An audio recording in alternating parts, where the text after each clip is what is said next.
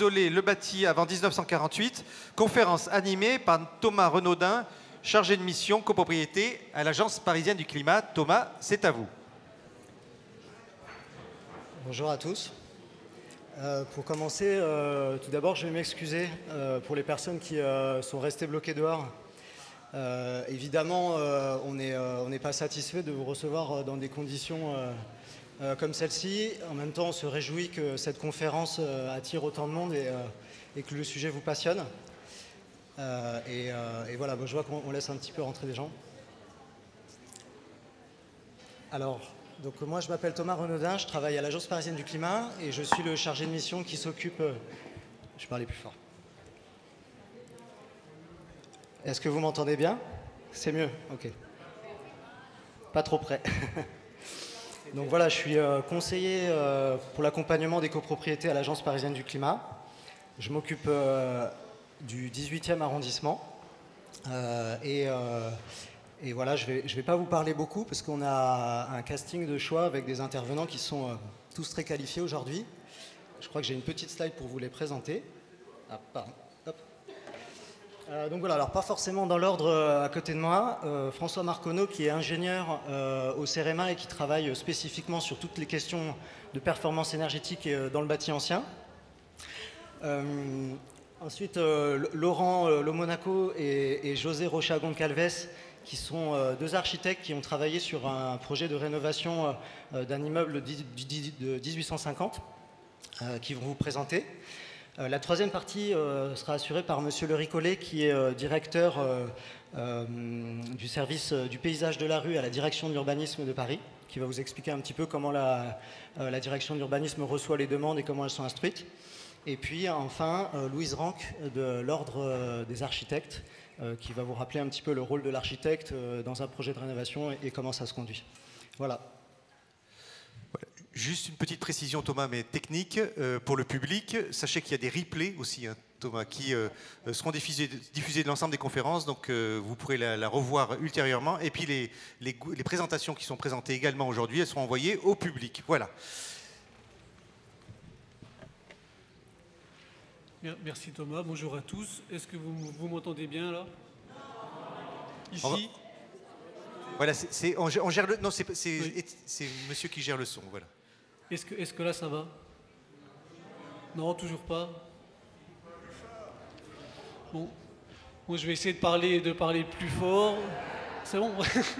Merci. Donc François Marconneau du CEREMA Île-de-France. Alors le CEREMA, nous sommes un établissement public rattaché au ministère de l'Environnement et nous avons contribué à la plateforme CREBA. Alors CREBA, vous avez sur les écrans, vous avez un peu une description. C'est un stand de ressources en ligne, alors entièrement libre, hein, entièrement libre dessus. Vous avez beaucoup de retours d'expérience, d'outils. Par exemple, vous avez une roue de la décision qui peut vous aider. Vous dites, par exemple, je veux rénover mes fenêtres et vous avez des petites flèches qui vont s'afficher, qui vont dire tous les points de vigilance qu'il y a à avoir à côté pour le bâti ancien. Voilà, donc toutes les ressources sont libres sur ce site. Ça a été fait avec Maison Paysanne de France, les architectes du patrimoine, etc. Et donc, pour le bâti ancien, on a toujours trois enjeux principaux.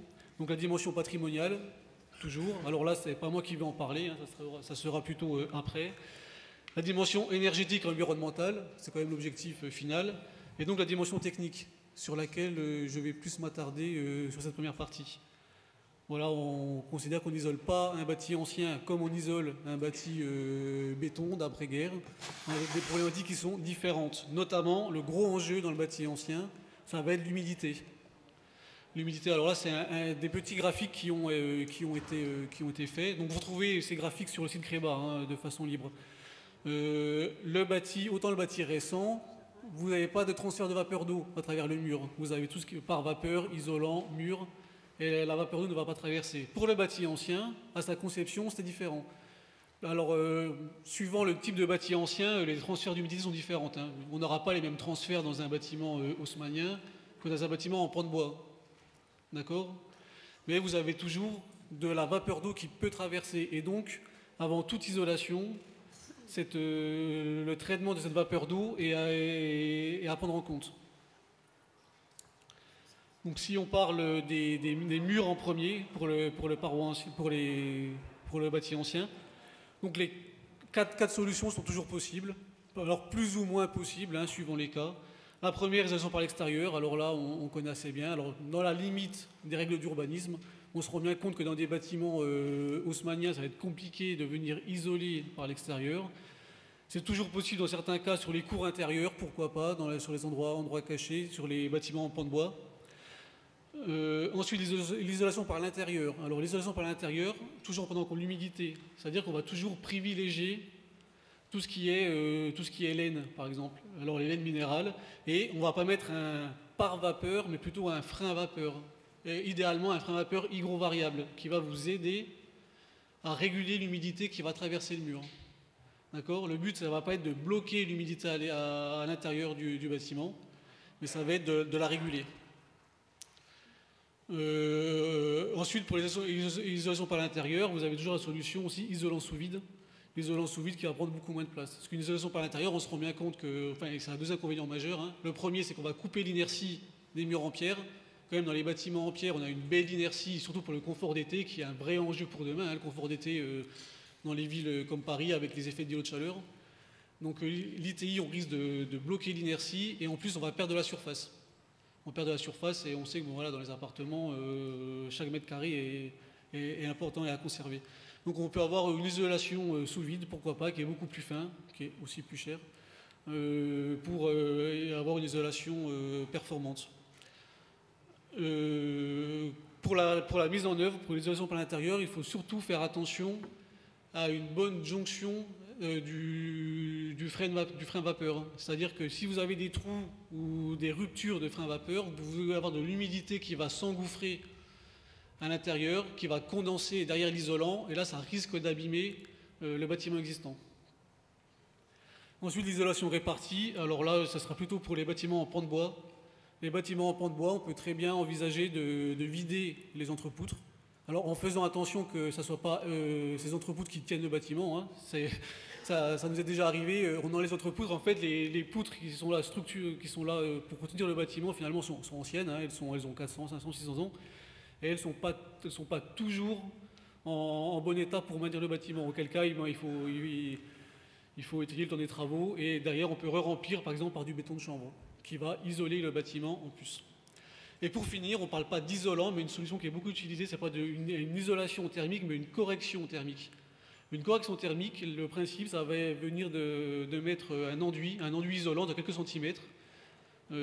Par exemple, ça peut être du chaud chanvre, du chaud algues, ça existe, du chaud aérogel, voilà, c'est un enduit mixte qui va venir isoler.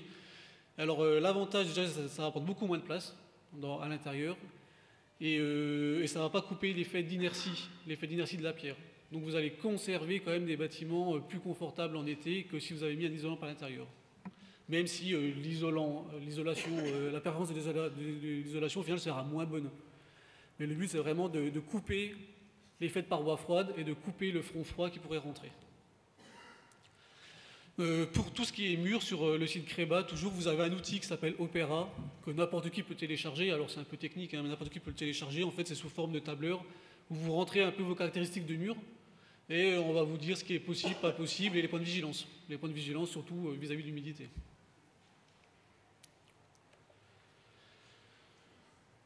Ensuite, pour les menuiseries, on a plusieurs solutions dans le bâti ancien. Donc là, on les a un peu listées. On s'est risqué à faire une comparaison multicritère sur le coût, la performance énergétique, environnementale, le respect du patrimoine, etc.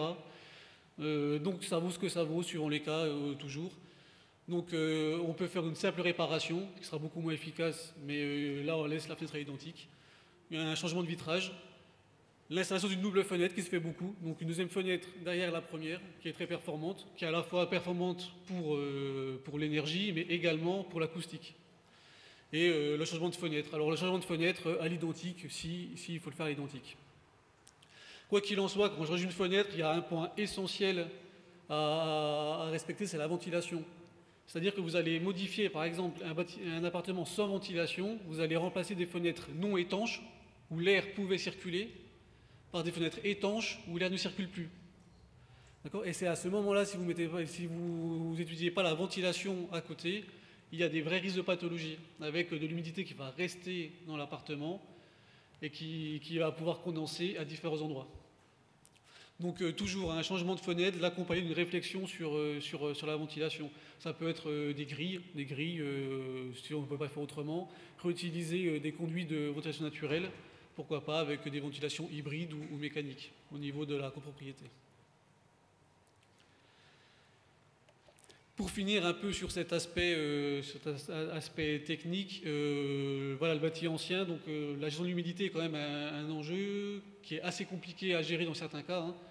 Donc ça vaut quand même le coup de se faire accompagner souvent alors par des architectes du patrimoine par exemple, ou des architectes qui sont habitués à travailler sur ce type de bâtiment et en rénovation. Là je vous ai mis quelques centres de ressources. Donc il y a le centre de ressources CREBA que l'on a avec nos partenaires, mais il y en a d'autres. Ecopolis par exemple, Ecopolis, le centre de ressources francilien, a beaucoup de retours d'expérience sur son site aussi, que l'on peut aller voir.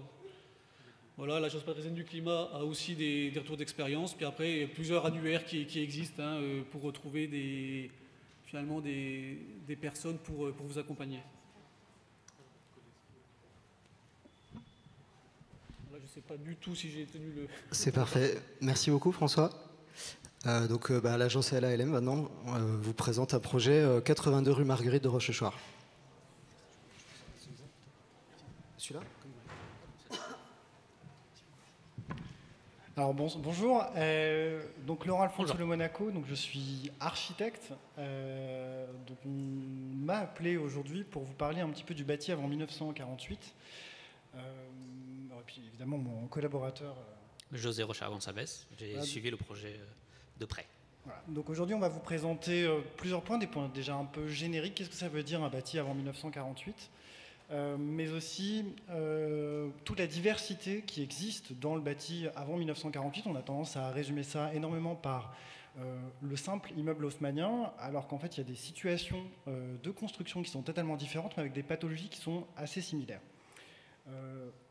Pour faire simple, notre agence elle est constituée depuis 2011. On a commencé tout d'abord par réparer les immeubles, puisque c'est un sujet, évidemment à Paris, le bâti est dans un état qui est proche de la catastrophe, on ne va pas se mentir, pour certains. Donc on va parler véritablement de pathologie. Quels sont les critères qui font qu'un bâtiment, aujourd'hui, il a besoin d'être rénové ? Alors, d'après les critères de 2023, on pourrait se dire la rénovation énergétique, c'est un point très important des bâtiments. Mais dans les pathologies, vous en trouvez de façon conséquente et tous les jours. Ça va être des sujets de plancher, des planchers qui peuvent éventuellement déverser, c'est-à-dire avoir vraiment des déformations. Est-ce qu'il y a une pathologie derrière ? Des toitures qui fuient, des immeubles en réparation. Et quand j'entends réparation, avant 1948, on peut toucher des bâtiments qui sont à la fois en bois, à la fois en pierre, à la fois dans des mortiers un petit peu différents, mais aussi, et on a tendance à les sous-estimer, des bâtiments en ciment, en pierre reconstituée, qui ont l'air de bâtiments en pierre, mais qui ont des pathologies qui sont assez similaires, avec des condensats qui sont assez similaires. L'exemple qu'on va vous présenter, c'est l'exemple du 82 rue de Rochechouart. C'est un bâtiment qui souffrait d'énormément de pathologies. C'est un bâtiment de 1841. La procédure, elle est finalement pas très différente d'une rénovation habituelle. C'est-à-dire qu'on va de toute façon passer par un stade d'une assemblée générale, d'une déclaration préalable pour pouvoir établir les travaux, d'éventuellement tous les recours qu'il peut y avoir sur une rénovation telle qu'elle. La seule différence, c'est qu'en fait, on va se faire un focus, prendre du recul sur les pathologies qui affectent ce bâti, et on va les analyser et voir si elles sont convertibles avec de nouveaux objectifs, et notamment la question de la rénovation énergétique. Donc l'immeuble qu'on va vous présenter aujourd'hui, c'est l'immeuble du 82 Rochechouart. C'est un immeuble qui souffrait de fissures très importantes de revêtement de façade, une humidité résiduelle. Alors cette humidité résiduelle, c'est un immeuble donc de 1840 qui a subi aussi les frasques et les avancées des logements jusqu'au XXe siècle. Donc c'est-à-dire l'apparition de salles de bain, l'apparition de personnes qui prennent de plus en plus de douches, et donc avec une humidité à l'intérieur du bâtiment qui a du mal à s'échapper. Ce qu'on sous-estime aussi sur ce genre de bâtiments, c'est qu'ils sont pleins de ressources. Quand vous avez des cheminées qui sont inutilisées aujourd'hui, on pourrait très bien les convertir en ventilation. Et donc l'objectif d'une rénovation énergétique sur du bâti avant 1948, c'est d'identifier quels sont les atouts de ces immeubles qui ont été oubliés. Hein. Je parle notamment des ventilations, mais pas que. Hein. On peut parler du système de chauffage qui est déjà là et qui donc déjà est rentable à l'échelle de l'immeuble. Et donc on va essayer de corriger, de faire une étude générale pour corriger tous ces ensembles de services qui sont déjà à l'intérieur de la copropriété et qu'on peut mettre à profit pour la rénovation énergétique. Concrètement, par quoi ça passe ? Évidemment, toujours par une étude technique. Hein. On va regarder l'immeuble, prendre du recul, quelles sont ces pathologies, on parlait notamment de fissures, mais quelles sont les sources de ces pathologies? Est-ce que c'est vraiment l'humidité? Est-ce que ça va être des problèmes de structure qui peuvent être plus importants? Est-ce que ça peut être aussi des problèmes qui sont liés à de la structure de terrain? Et on va essayer de profiter de toutes ces pathologies qui sont là pour trouver des solutions qui concilient à la fois la réparation, mais aussi la rénovation énergétique. À l'occurrence, dans cet immeuble, il y avait plus de pathologies identifiables sur la façade sur cour. Et du coup, on a commencé par cette zone.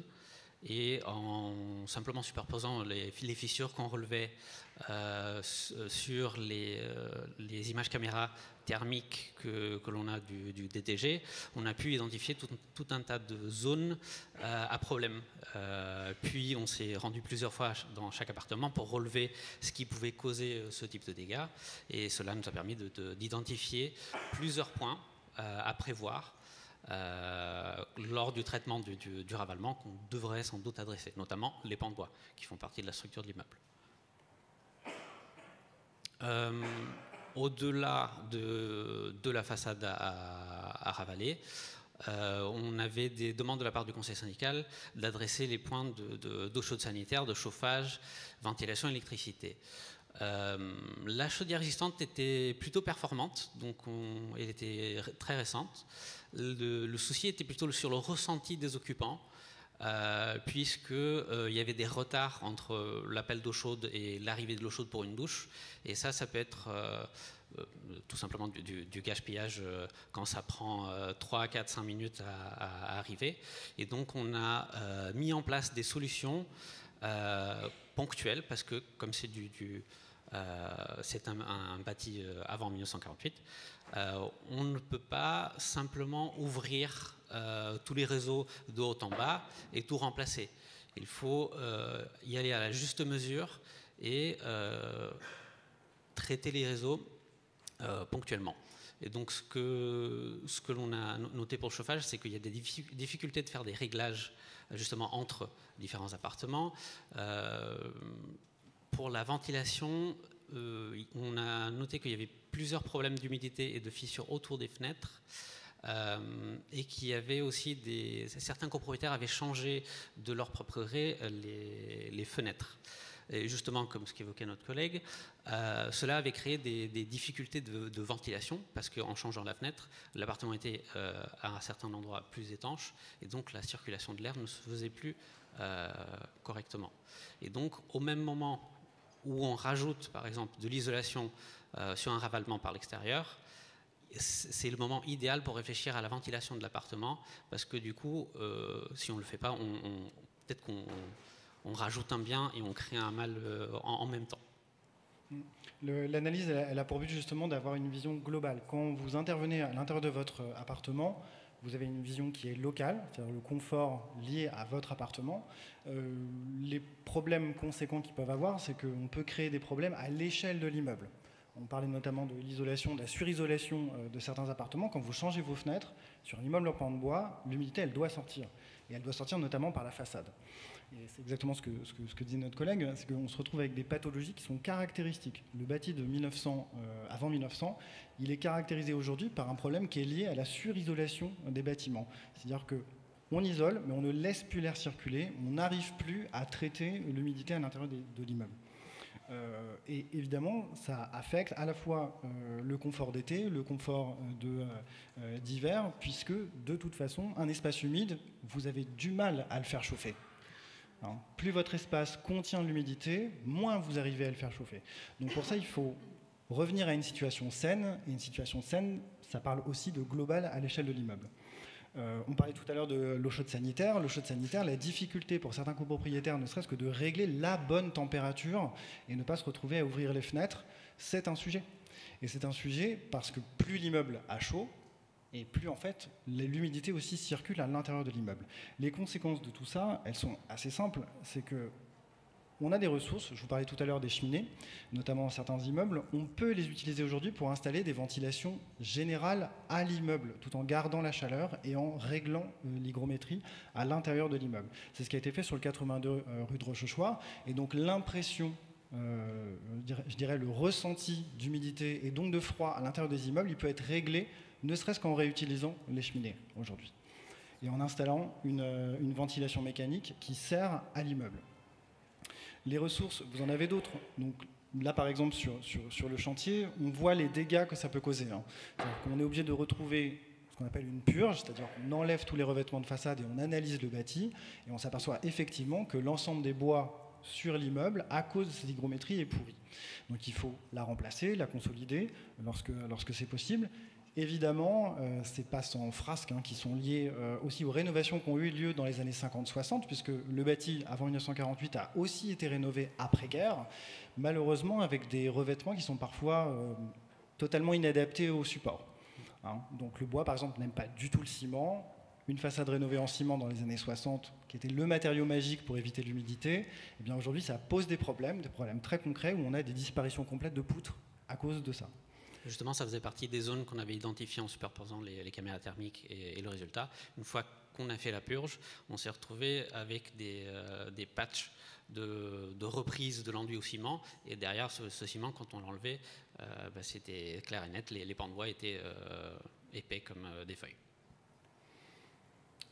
Donc concrètement, après, comment ça se passe ? Eh bien, on retrouve une phase de chantier un peu identique à toutes les autres qu'on pourrait subir. C'est-à-dire qu'à partir du moment où on a résolu tous les problèmes, qu'on a un plan général de travaux pour l'immeuble et qu'on a réglé ces questions qui sont liées aux pathologies propres à cet immeuble, et bien là, on va retrouver effectivement une phase où on va commencer à isoler. Alors isoler, pas avec n'importe quel matériau. Il va falloir effectivement trouver des matériaux qui sont compatibles avec le type d'immeuble que vous possédez. Alors en l'occurrence, sur le 82 Rochechouart, on était sur des structures qui étaient très mixtes, avec parfois du remplissage dans certains types de mortiers, parfois du bois, parfois de la brique. Donc on a fait le choix d'aller vers du liège, en l'occurrence, sur cet immeuble, donc qui était un matériau qui était biosourcé, qui a permis effectivement le financement de l'immeuble, et qui permet notamment aussi, par ses propriétés mécaniques, de laisser transpirer l'immeuble. Et donc à la fois on garde les propriétés du mur, en même temps on arrive à isoler de manière ultra performante l'immeuble, et on règle évidemment tous les réseaux derrière, l'électricité, le chauffage, la ventilation. À la fin, une question persiste, qu'est-ce qu'on fait de l'architecture ? Parce qu'on pourrait se dire, on est sur un immeuble qui possède un certain type de moulure. Comment on le traite aujourd'hui? Est-ce qu'on les conserve? Est-ce qu'on est capable de les restituer? Eh bien, la plupart des immeubles en fait, possèdent des bandeaux filants, un certain type de décor. Des décors en fait, qui sont moulables et qui peuvent être remoulés et reconstitués après la pose de l'isolant. Donc dans le cadre des façades, et notamment des façades courtes qui possèdent une architecture assez simple, assez sobre, on peut reconstituer les décors. Preuve en est d'ailleurs qu'on a pu le faire au 82 Rochechouart. Et notamment, on a pu retrouver une façade qui était sans problème, retrouver des modèles nature qui avaient pour partie disparu lors des premières rénovations des années 50. Et donc on a réussi à retrouver quelque part une qualité architecturale à l'immeuble en ayant aussi des qualités thermiques. Donc pour un petit avant-après, le premier rang verra mieux les fissures avant et après, mais en tout cas aujourd'hui, cette rénovation, finalement, on arrive à restituer un bâti identique en respectant le bâtiment et en arrivant avec des performances énergétiques qui arrivent avec 41% de gains énergétiques sur un immeuble. A priori, on s'en est plutôt bien sorti. Voilà. Merci beaucoup. Bravo pour ce projet. Alors maintenant, on va voir la version de M. Lurie Collet, donc, qui est le chef du service du permis de construire et du paysage de la rue, et qui est ancien architecte aussi. Ah oui, pas tout à fait. Bonjour, bon, moi je suis responsable effectivement du service du permis de construire de la ville de Paris. Donc nous instruisons toutes les demandes d'urbanisme, permis, déclaration de travaux, etc. Tout ce qui nécessite donc une autorisation au titre du code de l'urbanisme. Alors, vous allez probablement entreprendre la rénovation de vos copropriétés. Vous avez vu que c'est quand même très technique. Il y a une certaine complexité dans tout ce qui a été expliqué. Et donc, c'est pas une difficulté en soi, mais il faut prendre les choses dans le bon ordre. La dimension un peu complémentaire à ce qui vient d'être présenté, c'est la dimension patrimoniale. Chaque bâtiment participe à l'histoire de Paris, à sa propre histoire, et il est important de la comprendre et de l'anticiper et donc de s'appuyer sur les professionnels. Les interventions sur les bâtiments nécessitent des déclarations de travaux qui sont des autorisations assez simples, qui sont aujourd'hui complètement dématérialisées et que vous pouvez faire très facilement.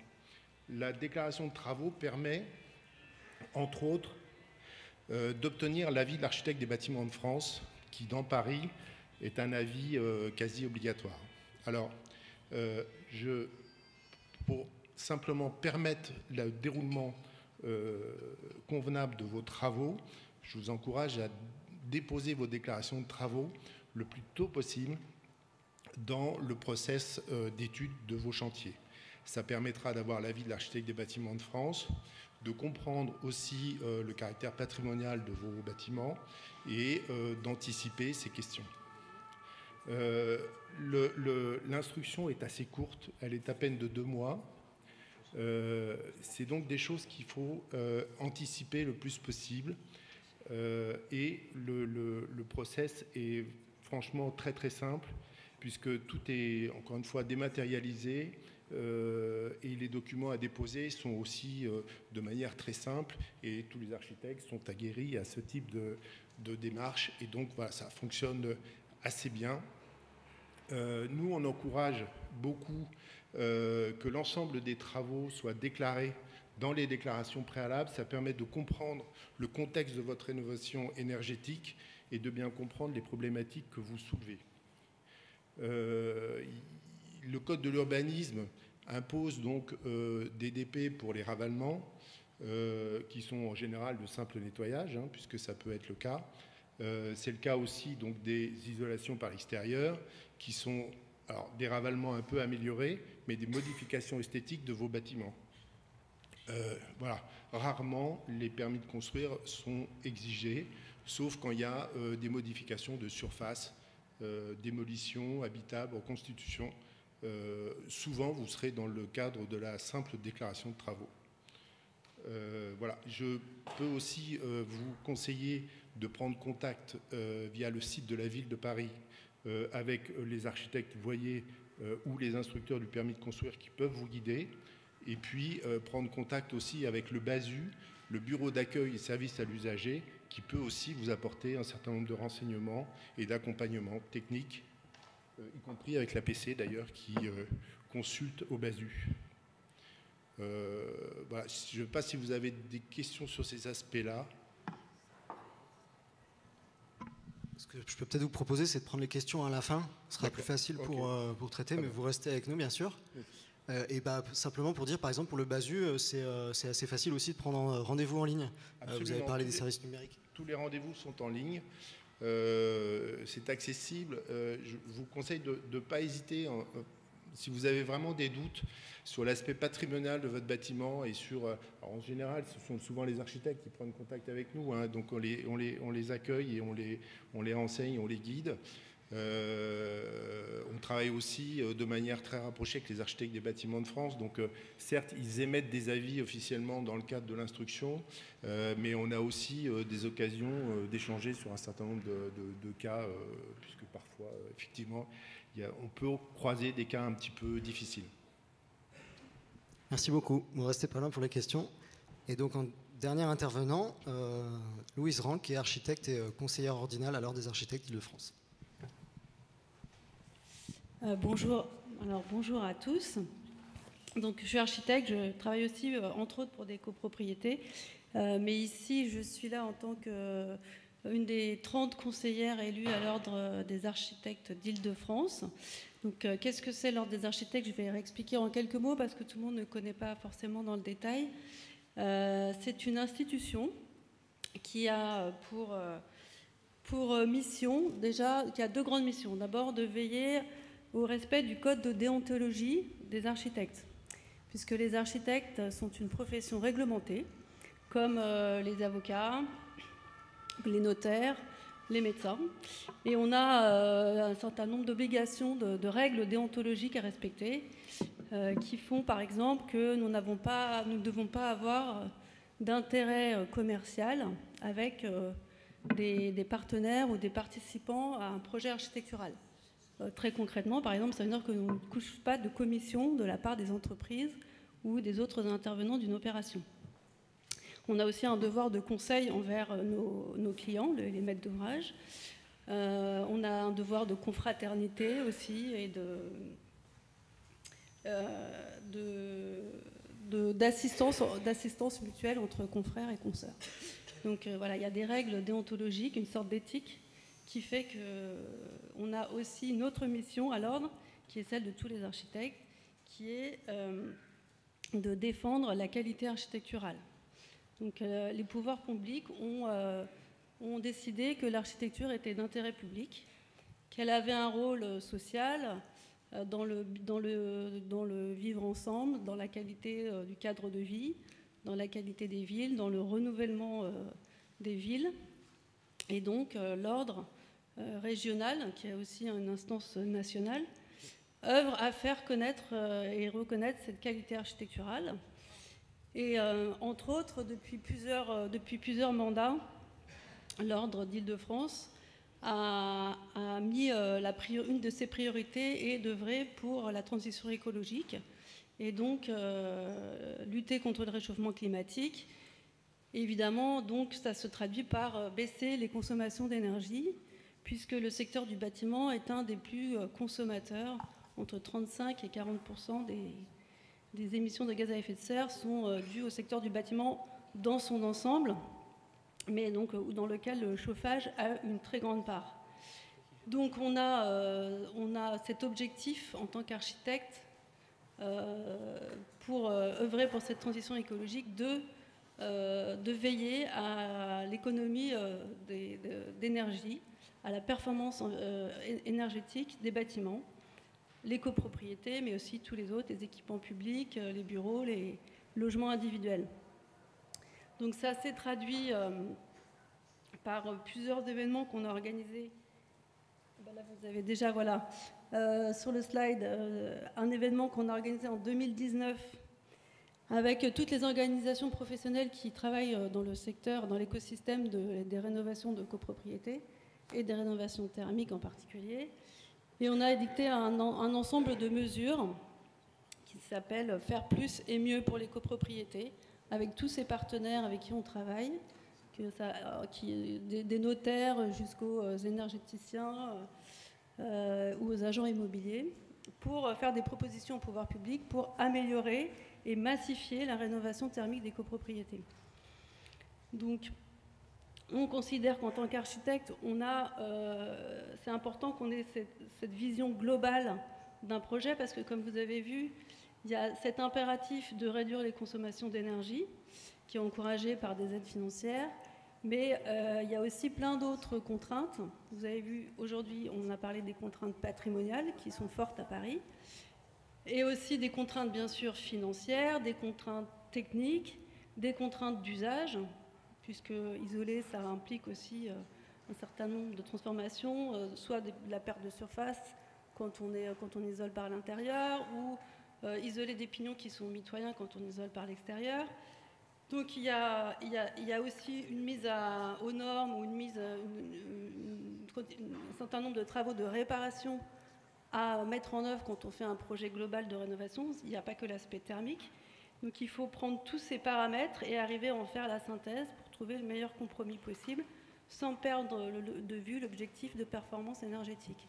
Donc quand on est dans le bâti ancien, c'est encore plus complexe avec les contraintes qu'on a vues, d'isoler aussi avec des matériaux qui sont compatibles avec le bâti ancien. Alors, on a aussi beaucoup promu les matériaux et on continue de promouvoir les matériaux biosourcés parce que c'est des matériaux qui sont tout à fait adaptés au bâti ancien.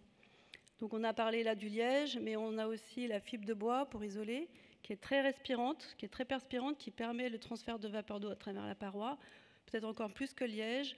On a le béton de chanvre aussi, je ne vais pas revenir en détail dessus, qui est très adapté au bâti ancien, en particulier bâti à pans de bois ou même en pierre. On peut isoler avec une sorte, ce qu'on appelle un béton de chanvre, qui n'est pas un vrai béton, mais qui est un alliage de chaux et de chanvre, le chanvre étant un isolant. Voilà, donc il y a des matériaux très spécifiques qu'on peut utiliser et qu'on doit utiliser pour le bâti ancien, qu'il est important de connaître.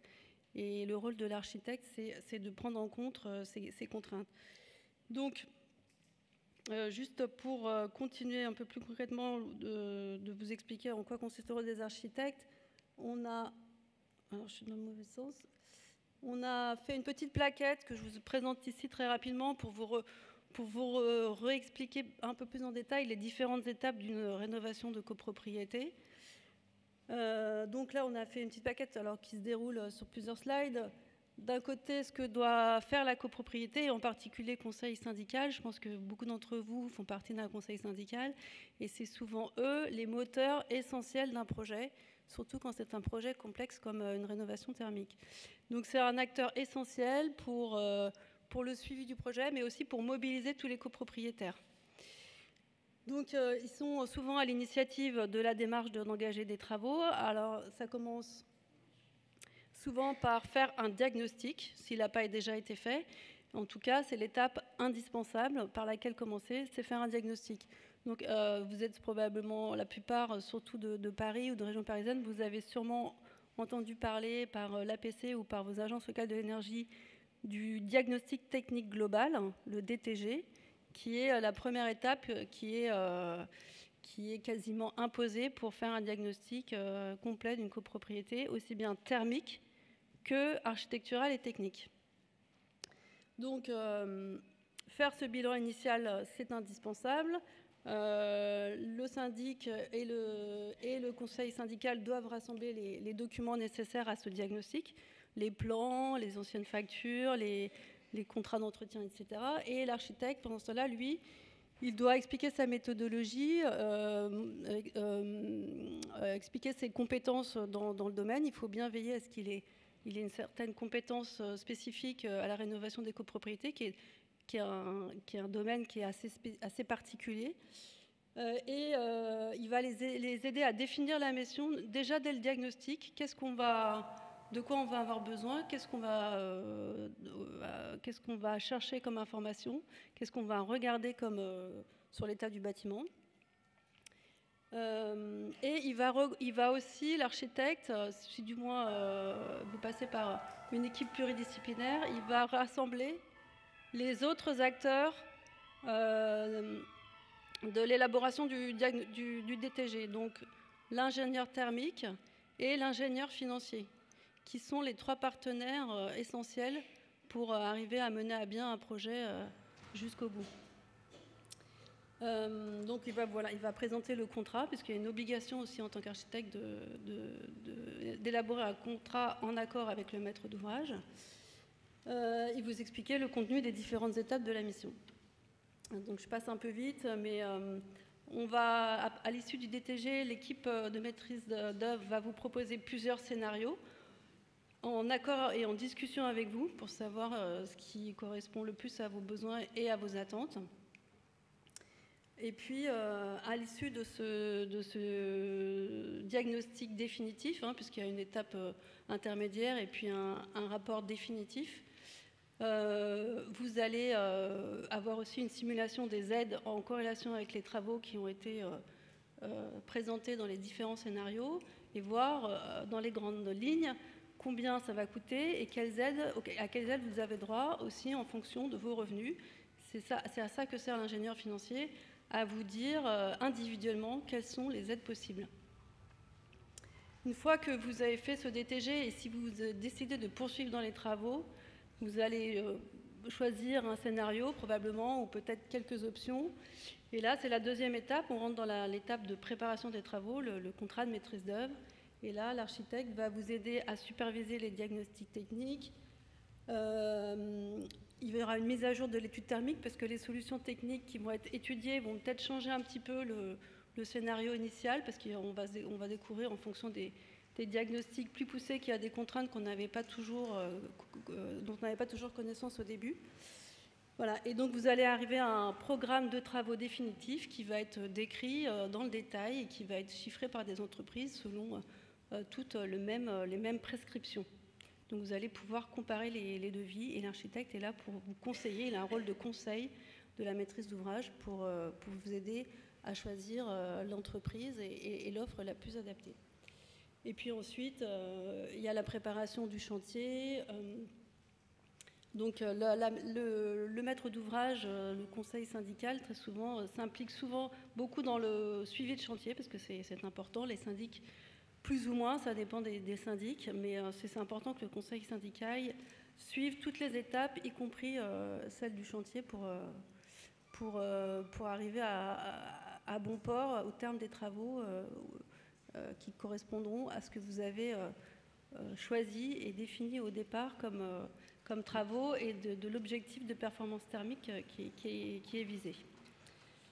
Voilà, et puis ça se termine par la réception des travaux, bien sûr, et ensuite, il ne faut pas oublier de vérifier le suivi des consommations et l'architecte est là aussi pour vous accompagner sur la sensibilisation tout au long du projet, à l'entretien, à l'usage des équipements, des lieux et bien sûr aussi à vous présenter à chaque étape du projet les différentes solutions, les différents choix aussi esthétiques qui peuvent être faits sur les travaux envisagés. Voilà. Maintenant, je pense qu'on peut laisser la place aux questions qui sont nombreuses. Merci Louise.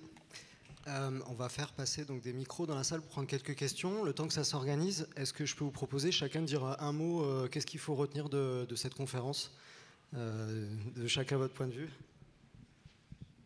Que c'est possible déjà. En fait, on parle souvent du bâti 1948 comme une grosse difficulté à la rénovation énergétique et à l'optimisation, mais surtout, oui, c'est possible. Mais il faut être bien accompagné.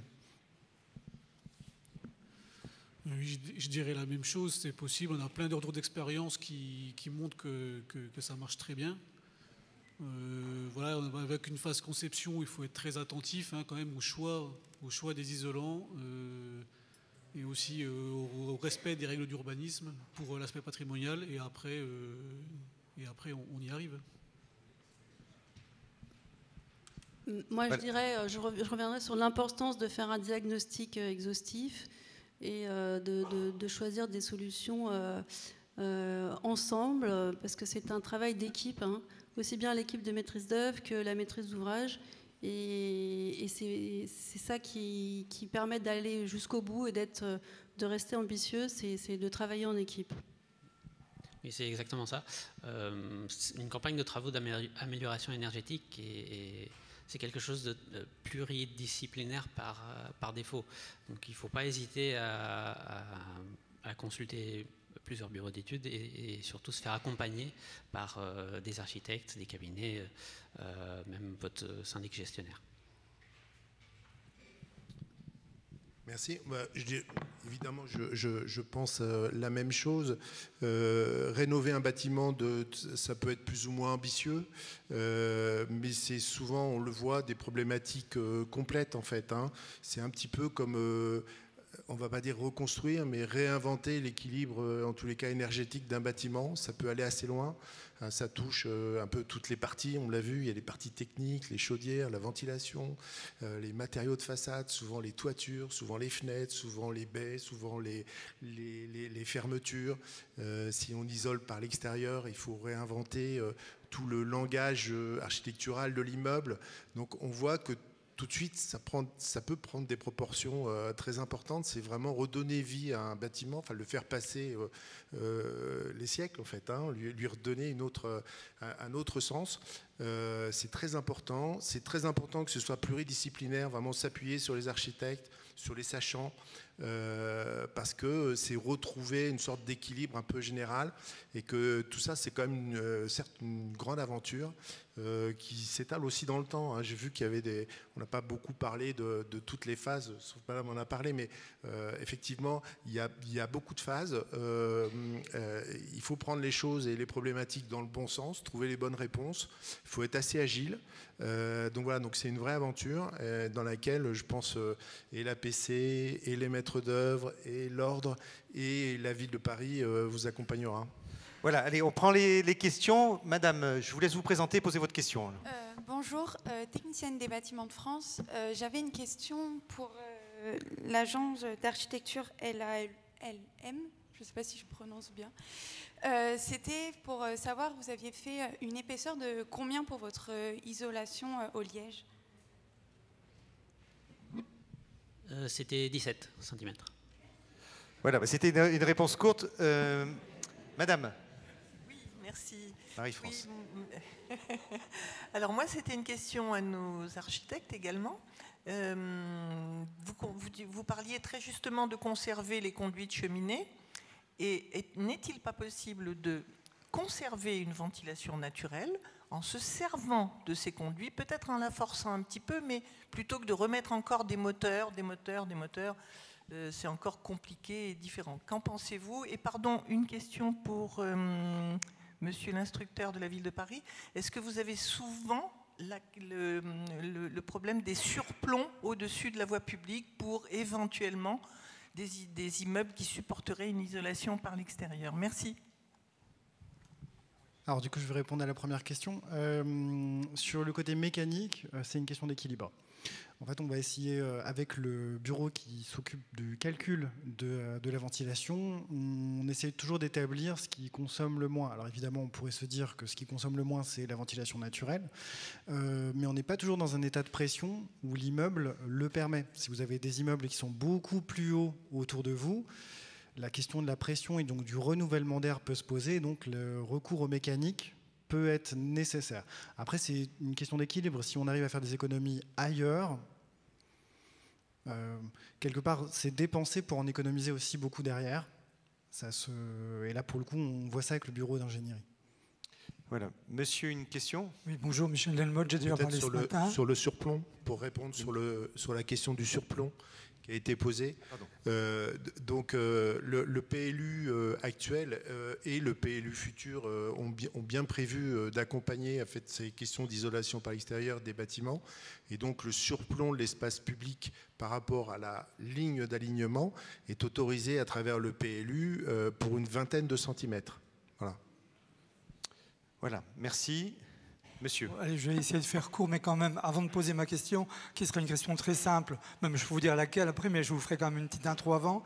Est-ce que pour on n'a pas le temps, posez votre question directement. Tout de suite, alors pour les pans de bois, est-ce que vous avez déjà fait des restaurations bois sur bois? Sinon, chapeau pour toutes vos interventions. Je n'en rajoute pas plus parce que je suis ni architecte, ni de la ville de Paris, mais j'avais envie d'en rajouter.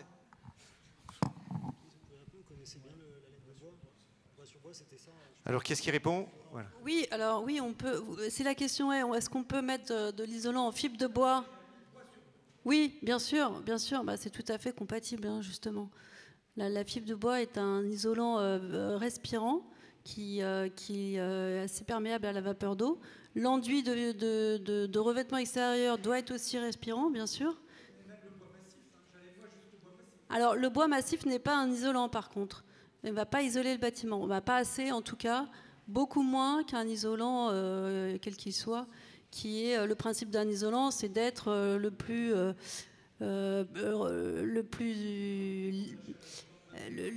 aéré, enfin, qui contient le plus d'air possible. Plus il y a d'air dans un isolant, plus il est isolant. Donc, le bois a un petit peu d'air dans sa structure, mais pas assez pour vraiment isoler.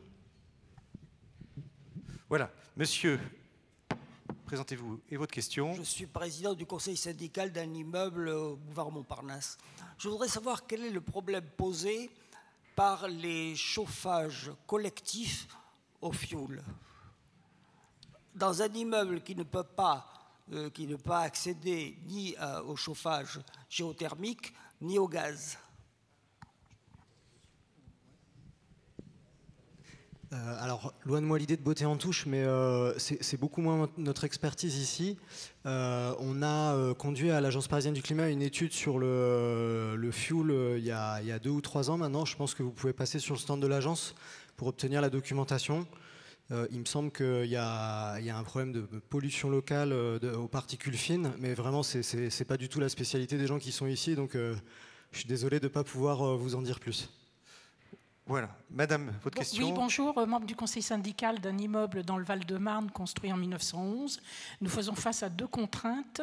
La façade est en briques des 2 côtés, avant et arrière, et une façade non mitoyenne en pierre meulière. La mairie de ma ville m'a dit qu'il était impossible de rénover extérieurement parce que ce sont des matériaux nobles qui ont besoin de respirer. Est-ce que c'est le cas? On ne peut pas rénover des façades en briques. Et ma deuxième contrainte, c'est que nous sommes dans un périmètre d'un site classé au patrimoine historique. Donc, j'aurais voulu que vous me rappeliez comment on fait la demande de dossier. Est-ce que c'est le maître d'œuvre? Comment ça se passe? Qui doit déposer le dossier? Merci beaucoup. Est-ce que M. Marconneau voulait répondre sur la partie technique et M. Le Ricollet peut-être après sur l'aspect déclaration et processus? Sur la partie technique, oui, la brique va laisser passer l'humidité, mais on a des isolants qui la laissent passer aussi. D'un point de vue technique, on peut très bien mettre une isolation qui va respecter les flux hygrothermiques à travers la façade. Alors tout ce qui est laine biosourcée, on en parlait tout à l'heure, laine biosourcée, béton de chanvre, tout ce qui est un enduit correctif. Et voilà, ça va être surtout cela, quoi. Hein. Par contre, voilà, ce qui est absolument à éviter, c'est tout ce qui est polystyrène et polyuréthane. Parce que l'humidité va rester emprisonnée dans le mur, parce que ce sont des matériaux étanches, enfin, totalement fermés au transfert de vapeur d'eau. Et donc, la vapeur d'eau va rester dans le mur et risque de condenser, donc de créer des désordres structurels. Et y compris pour l'enduit de finition. L'enduit de finition, vous parlez du ciment tout à l'heure, on ne met pas du ciment en enduit de finition. Vous allez mettre un enduit à la chaux, par exemple, qui va laisser aussi passer la vapeur d'eau. Voilà, sur la partie architecte des bâtiments de France. Alors, j'ai pas bien compris la question. Si je comprends bien, vous êtes dans un régime de périmètre des abords, c'est ça? Vous êtes aux abords d'un monument historique? La question, c'est quand il y a un dépôt de dossier qui doit être opéré, qui doit déposer le dossier? Alors, si vous avez un architecte, c'est votre architecte. Sinon, ça peut être vous, membre du conseil syndical, ou votre syndic, s'il est mandaté pour. Il faut que ce soit quelqu'un qui représente dûment votre copropriété. Mais il n'y a pas de nécessité absolue que ce soit impérativement l'architecte. Ça peut très bien être quelqu'un d'autre. Voilà. Et sur le régime de protection, en fait, les protections aux monuments historiques, les monuments historiques génèrent ce qu'on appelle une protection aux abords, qui fait qu'on doit saisir l'architecte des bâtiments de France. Donc c'est le fameux rayon de 500 mètres autour d'un bâtiment inscrit ou classé. Alors à Paris, comme il y a une forte densité de bâtiments inscrits ou classés, vous avez 96% du territoire parisien qui est couvert par ce régime de protection dit des abords. Voilà. Val-de-Marne, je ne connais pas la densité, donc c'est un petit peu le cas et sûrement un petit peu différent. Après ça, vous avez employé le terme de site classé. Alors les sites classés, c'est vraiment une protection très spécifique puisque les interventions relèvent, alors à la fois dans le site classé, il y en a assez peu à Paris, hein, le site classé génère une protection vraiment spécifique qui est liée à la nature du site. Donc les interventions doivent faire l'objet d'une double instruction à la fois par l'architecte des bâtiments de France, un double avis, et par le préfet, hein, au titre toujours du site classé. Et à Paris, si vous voulez construire dans un site classé, eh bien vous devez présenter un dossier en commission, alors soit départementale, soit nationale des sites, avec un avis du ministre de l'Environnement. Voilà. Donc le site classé, c'est vraiment c'est très limité normalement et c'est très contraignant. Je pense que c'est plutôt le régime des abords auquel vous faisiez allusion. Voilà. Madame, une question? Bonjour. Ma question porte sur les matériaux biosourcés. Donc, pour un immeuble à pans de bois d'avant 1780 qui a subi tous les désordres que vous avez décrits, on a deux problématiques. Donc, a priori, en étude, l'architecte a proposé le choix d'un enduit chaud-chanvre qui représente un surcoût réel. Donc là, peut-on bénéficier d'une aide pour ce type de mesure? Et d'autre part, avant de passer à cet enduit chaud-chanvre, il faudrait déjà remettre en état le bois des pans qui part en morceaux à chaque averse. Et là, est-ce qu'on peut faire de la résine ou est-ce qu'il faut aussi remplacer par du bois? Voilà, question technique, est-ce qu'on peut y répondre? Alors pour la partie aide financière, je vous inviterai peut-être à soit vous rapprocher des conseillers sur le stand France Rénov', soit il me semble qu'il y a une conférence sur les aides financières. Donc là, on va séparer. Et par contre, après la question technique, je ne sais pas qui veut la prendre. Sur les pans de bois, on peut avoir plusieurs types de situations. On établit un état sanitaire, tout bêtement, hein, sur site. Alors la plupart du temps, on prévoit une proportion au tout début du chantier.